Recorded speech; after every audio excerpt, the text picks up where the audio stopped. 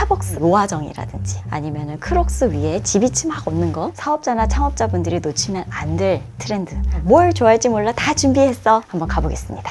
안녕하세요, 청아한희애입니다. 2024년 올 한 해 잘 보내셨을까요? 자산과 수익은 안녕하신지요? 오늘은 내년 2025년을 대비해서 사업하시는 모든 분들을 위한 영상을 준비해봤습니다. 바로 2025년 트렌드 코리아입니다. 2025년 트렌드 코리아에서 알 수 있는 사업에 대한 3가지 꿀팁 준비해봤어요. 저희가 요점만 쏙쏙 뽑아가지고 요 영상만 보셔도 25년 트렌드는 이렇게 되는구나 파악하실 수 있게 설명을 드리도록 하겠습니다. 저는 사실 트렌드 코리아는 김난도 교수님께서 아프니까 청춘이다로 되게 유명하시잖아요. 그 책 나오기 전부터 한 해도 빠짐없이 쭉 읽어왔었던 것 같아요. 이 책을 제가 영상에서 리뷰하게 되다니 굉장히 감회가 새롭습니다. 트렌드 코리아는 항상 도입부에 그 해의 띠와 트렌드를 비유하는 표현들이 꼭 나와요. 그래서 올해는 스네이크 센스라고 해가지고 변화에 잘 적응해야 되는 그런 세태를 좀 반영하는 키워드로 설명을 해놨더라고요. 10가지 트렌드를 소개하는데요. 그 중에 사업자나 창업자분들이 놓치면 안 될 트렌드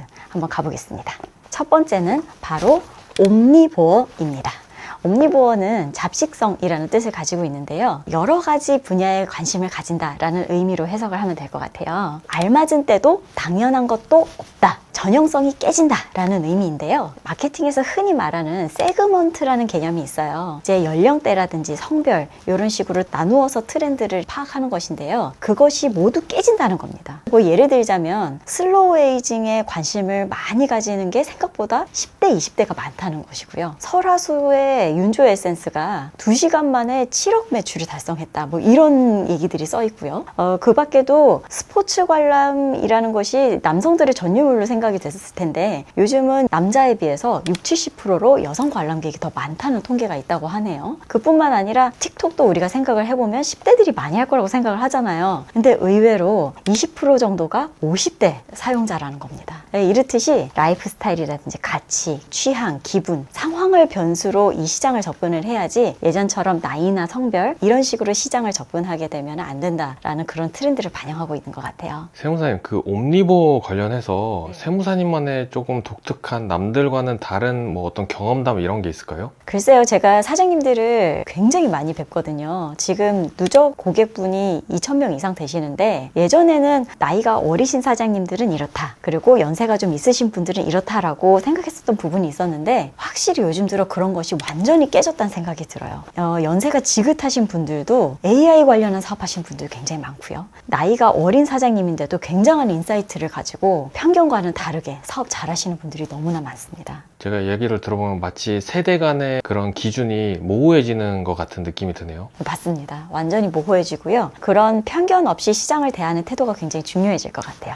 두 번째는 토핑 경제입니다. 토핑 경제라는 거는 최고의 상품보다는 자신에게 딱 맞는 최적의 상품을 소비자들이 찾는다라는 이야기예요. 여러 가지가 있겠습니다. 그 중에 꾸꾸꾸라고 하더라고요. 꾸안꾸의 반대말인데 요즘 빼꾸라든지 신꾸 이런 것들이 굉장히 유행이죠. 예전으로 치자면 커스터마이징 하는 트렌드인데요. 대표적으로 들 수 있는 게 최근 유행했던 요아정이라든지 아니면은 크록스 위에 지비치 막 없는 거, 그런 것들이 대표적일 것 같아요. 그뿐만 아니라 개인별 최적화라는 트렌드인데 뭘 좋아할지 몰라 다 준비했어. 뭐 이런 거죠. 화장품을 피부색에 맞춰서 205가지 색상을 제안을 한다든지 2,000가지 넘는 조합을 제안하는 그런 음향기기라든지 이런 것이 대표적이라고 할 수 있겠습니다. 그 밖에도 완성보다 변형을 추구하는 것인데요. 계속 배치를 바꿀 수 있는 가구라든지 침대 이런 것들을 예로 들 수 있을 것 같아요. 스타벅스가 이론상 지금 라떼 하나만 가지고 3,880억까지 메뉴를 만들 수 있다고 하죠. 업무 강도 때문에 거기 직원분들이랑 사측이랑 갈등의 씨앗이 되는 게 라떼였다라는 얘기가 있을 정도입니다. 그럼에도 불구하고 스타벅스가 커스터마이징을 계속 하는 이유가 뭘까요? 그만큼 이런 토핑 경제, 최적화된 상품들이 고객과 회사 간의 관계를 끈끈하게 만들어준다라는 이유가 아닐까 싶습니다. 세무사님께서 방금 토핑 경제 이렇게 말씀하신 거 보니까 마치 저희 청아세무회계가 고객분들한테 한 분 한 분 맞춤형 세무 컨설팅을 하는 거랑 비슷하다는 좀 느낌이 들어요.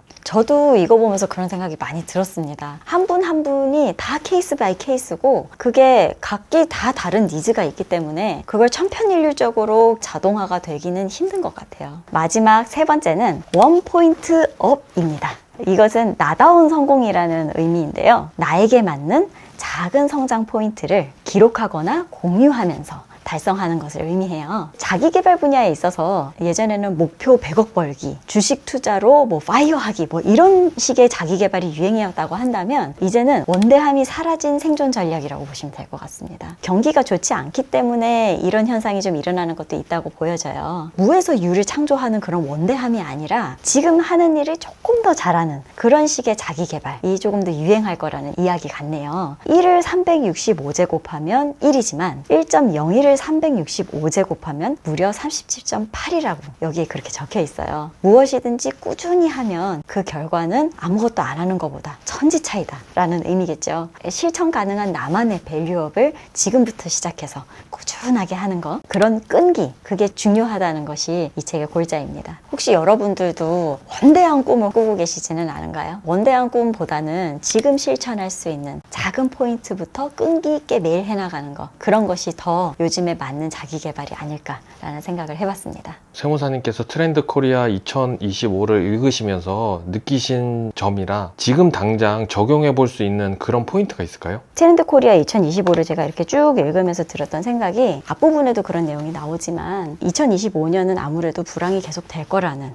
그런 이야기가 깔려 있습니다. 큰 성장 없는 밋밋한 해가 될 텐데 이럴 때일수록 어떤 모험을 한다기보다는 지금 오늘 하루가 무사하게 지나간 것에 감사하면서 한 발 한 발 조금씩 성장하는 그런 것을 조금 더 추구해보면 어떨까라는 생각이 많이 드는 그런 내용이었던 것 같아요. 내년을 준비하면서 발빠르게 트렌드 코리아 2025년 책을 읽으면서 핵심만 빠르게 한번 준비를 해봤는데요. 도움이 되셨다면 구독과 좋아요 부탁드리겠습니다. 다음에는 어떤 분야, 어떤 책을 소개하면 좋을지 댓글 남겨주시면 참고해가지고 또 한번 리뷰해보도록 할게요. 오늘도 청아한 이유 찾아주셔서 감사합니다.